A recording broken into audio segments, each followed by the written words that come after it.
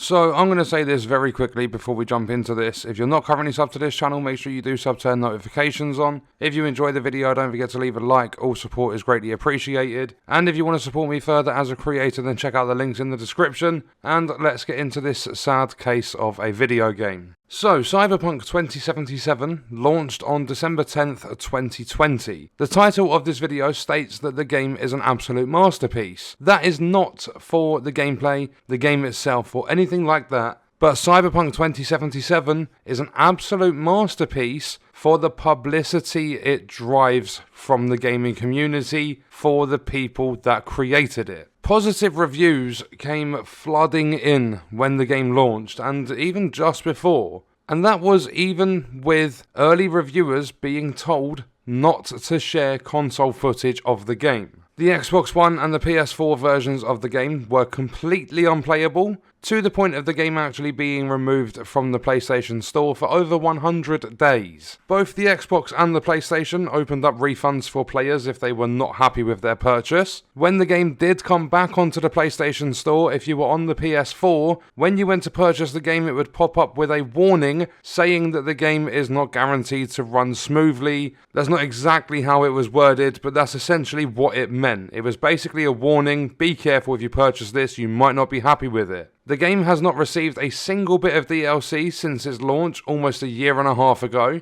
Instead, they opted to release a next-gen version of the game, which still had big problems when it released, from my personal experience with it. The game itself isn't in too bad of a state now, and that's with all platforms selling the game again. The problem for gamers, though, is they were nowhere near ready to ship this game, but they saw the hype, they saw the potential sale figures, and they just went ahead and released it. Because, you know, December 10th is 15 days before Christmas.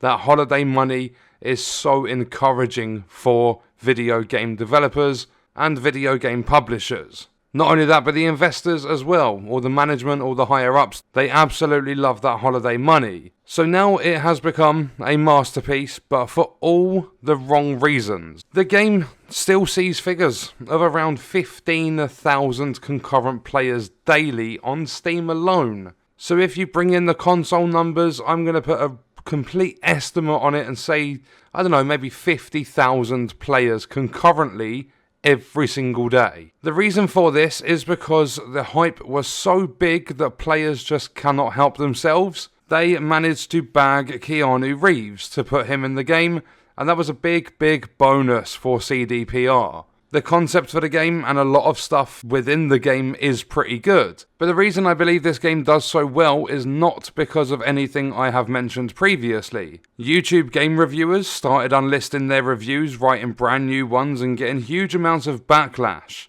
That means people stuck around long enough to see how the game really was. And when they saw an 8 out of 10, 9 out of 10, 10 out of 10, and the person's game was broken, they kicked off. And YouTubers changed their reviews and said, look, I'm sorry for my initial review, blah, blah, blah, so on and so forth. When a game sees popularity, it's got a snowball effect. The more it becomes popular, the bigger it does. The more streamers and YouTubers that start playing it, the bigger the game gets. And the biggest reason I have personally found for the game's continued success is video game delays. Delays on other video games. Almost every single time a relatively big game gets delayed, if not absolutely every single time a video game is delayed, Cyberpunk 2077 starts trending on Twitter. Twitter users will start flooding the platform with tweets about the delayed game, mentioning things like, at least it's not releasing like Cyberpunk, and other things like, a delay is better than it launching like Cyberpunk. And there is a saying that all publicity is good publicity, because even if it's bad, it spreads the word. There's always going to be people that love what you do and hate what you do, and with games there's always going to be people that love the game and people that hate the game. You cannot please absolutely everyone, so the more publicity the game gets across the internet, the more people are going to buy into it. It doesn't always work like that, but in games it does generally seem to work like that. At least in a lot of cases. And in Cyberpunk's case, it does work. When something trends on the internet from one source, it's going to start trending from other sources, and then eventually it will go viral. Each time a game goes viral, it sees a lot of new sales. Cyberpunk 2077 is now old enough to have some really big discounts across all platforms. Right now on a website I personally use sometimes called CD Keys, you can pick up Cyberpunk on Xbox for £22 and you can get it on PC for £15. That is going to generate a lot of sales and it will push the game up the rankings into lists like top sellers and best paid games. This will in turn get a reaction from once skeptical players, and if it's cheap enough they will buy it to try it.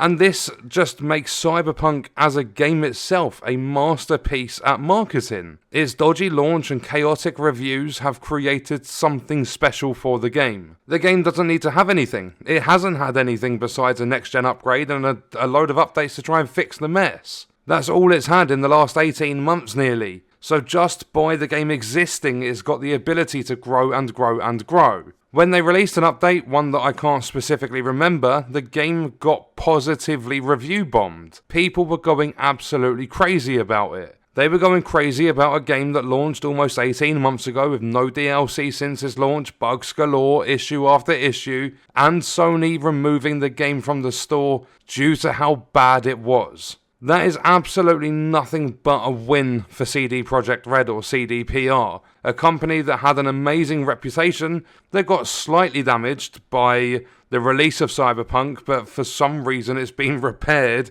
in a very short amount of time. I don't know why people constantly trust these companies that continue to do this sort of stuff. They have their fans and they also have people that accept anything as a game release, the ones with the if you don't like it then don't play it sort of mentality. Those people created what I'm going to call a monster of a game, and that monster is Cyberpunk. In my opinion, Cyberpunk does not deserve the positivity it receives in any way, shape or form. It's totally baffling that it trends so often. But I guess the company wins again and gamers get screwed over again, because this is never going to stop. People will always bring up Cyberpunk when it comes to games being delayed, because it's the best example of a poorly executed game, which was more so the case at launch.